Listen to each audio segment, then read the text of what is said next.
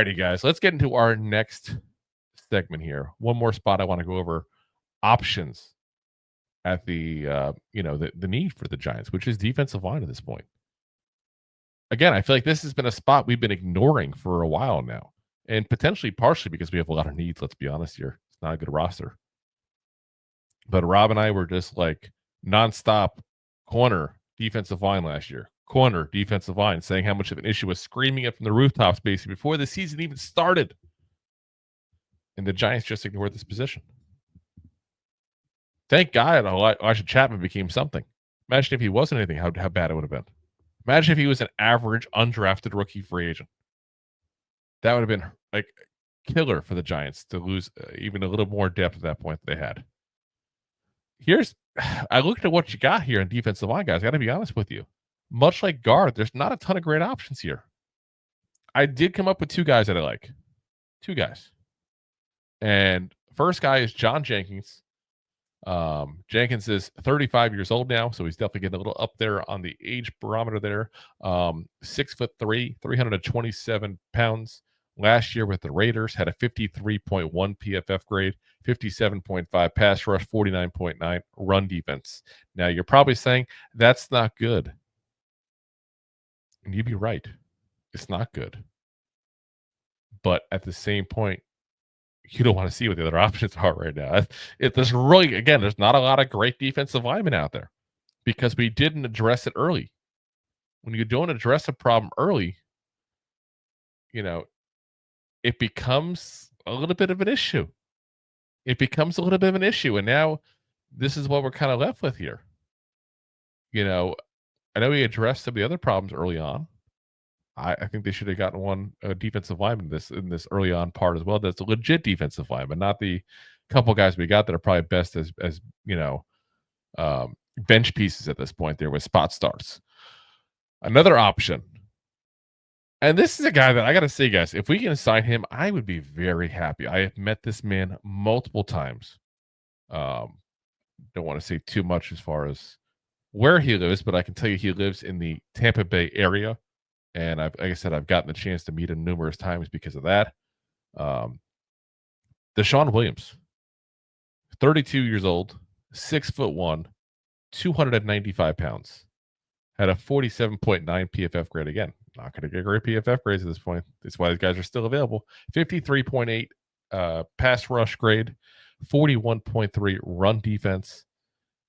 And I got to say, one of the reasons why I like the idea of getting him, besides the fact that he actually has a relationship with Dexter Lawrence, the two of them went to school at Clemson just a year or two apart, so they didn't play together, but there's a year or two difference there, but they do know each other. I know that for a fact. And I can tell you he had nothing but amazing things to say about Dexter Lawrence when he and I talked about him before. But I can tell you that he's a guy that I can tell the personality of him, again, from having these conversations with him. I'm waiting for Jay to say I'm name dropping again. I'm not even name dropping. I just happened to met the guy a couple times to run into him. But he's a guy that I think would work well in the locker room. He's a really nice guy, good personality overall. Like I said, I just think that he's a guy that'd be a good fit for us. Again, as like a bench piece guy that could spot start if you had to, and it may very well be a scenario, guys, where we have to go in and, have a bunch of guys like that and may the best man win. Because even if we go ahead and get one more defensive lineman in the draft, hypothetically, we're going to have another spot. It's a 3-4 defense, guys. We're going to have another spot. And I just look at the whole scenario and go, get a couple and just see who wins. The winners start, the backups backup. Like that's simple.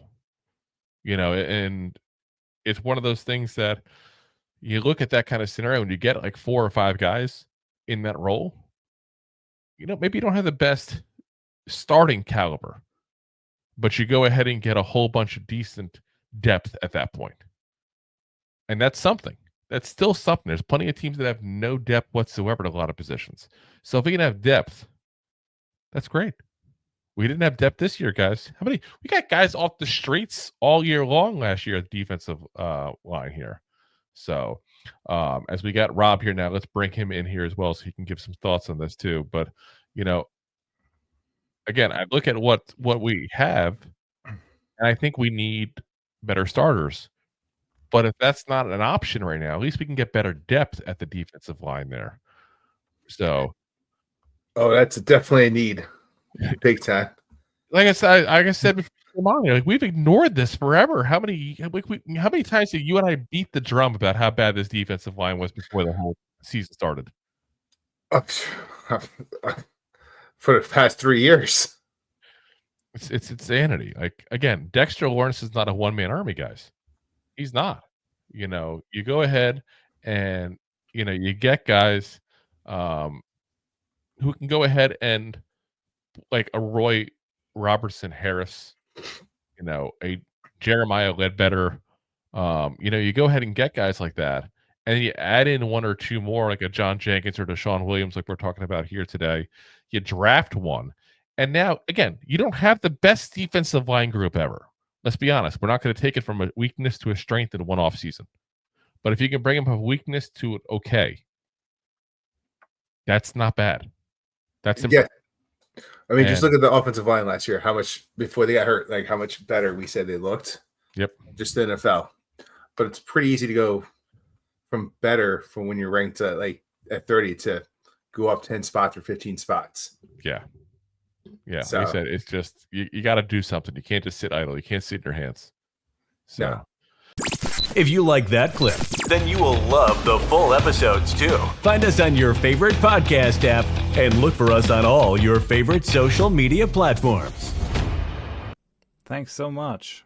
Please, I'm begging you. Please subscribe.